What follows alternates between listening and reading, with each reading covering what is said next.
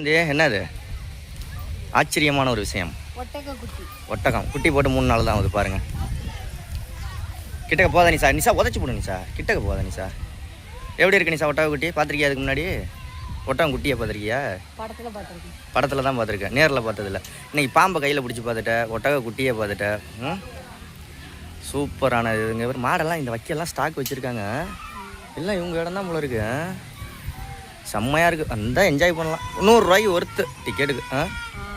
குழந்தைங்களுக்கு 50 ரூபா, பெரிய ஆளுக்கு 100 ரூபா. பரவாயில்ல. இந்த தாவி குதிக்கிறதெல்லாம் 70 ரூபா. நீங்க உள்ள வர்றது இந்த சும்மா அந்த சீசா சர்க்கஸ் இதெல்லாம் இருக்கு, ஃப்ரீ தான். ஃப்ரீ தான்.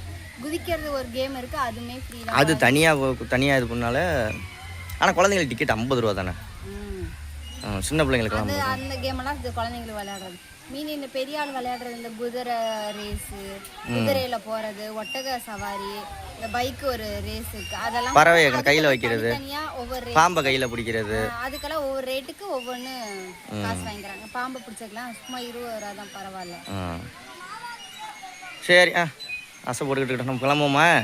இங்கே வாட்டர் ஃபால்ஸுக்குலாம் 100 ரூபா தான் பெரிய ஆளுக்கு, சின்ன ஆளுக்கு 50 ரூபா. காசே தான், அதுவும் இங்கே தான். அவ்வளோதான்.